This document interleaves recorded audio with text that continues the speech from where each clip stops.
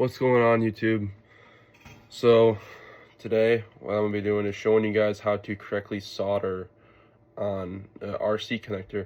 In this case, I'm using a IC5 connector. It's what I found to be the easiest with bigger scale cars, and it can hold a lot of volts.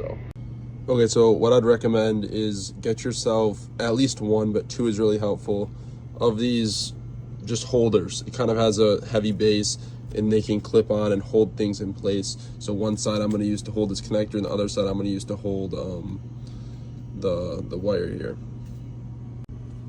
I did also already solder one side, so we're just going to focus on the other side.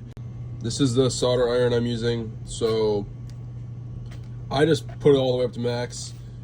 Grab yourself a little sponge, get it wet, and then like it's pretty wet. Put it in there, and then this is like your little cleaning station.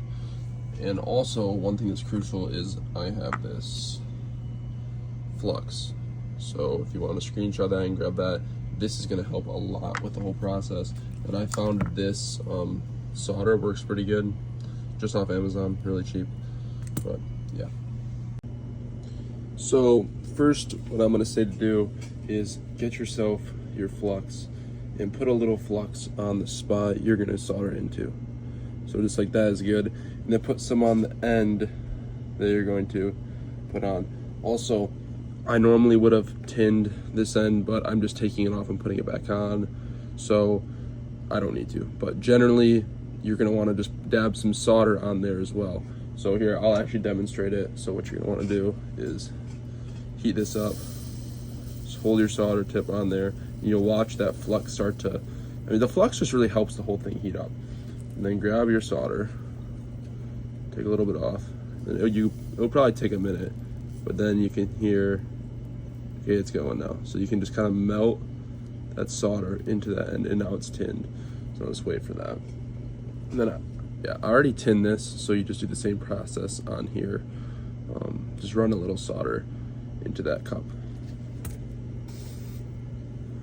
Make sure after every use over here, you can see that, roll it and turn it in that, and then do that in there to make sure the tip gets clean.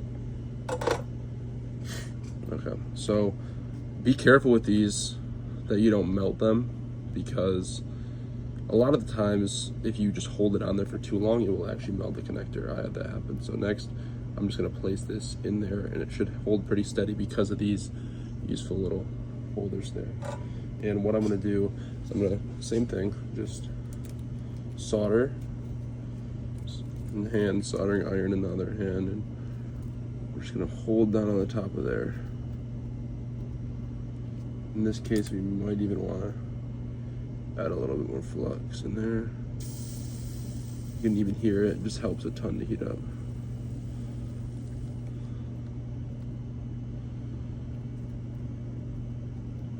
Have pressure on it, and you can kind of watch it and see when it starts to fully get hot enough and melt down into the thing below it. When it starts bubbling, it's probably about that time. And then I like to even add some more solder on the side when it's ready. It's going in the top, but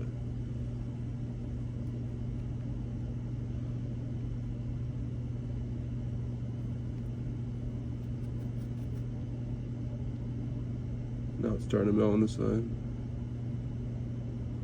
It's probably good. Maybe add a little to that side. And I'm just going to pull up here and release on that.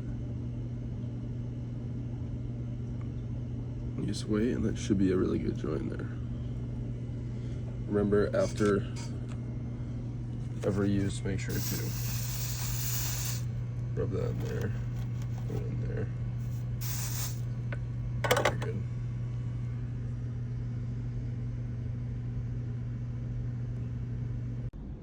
I forgot to mention it, but make sure with these you put this plastic little cover on before you solder them. But yeah, the final step is just going to be bringing this up and clipping it on.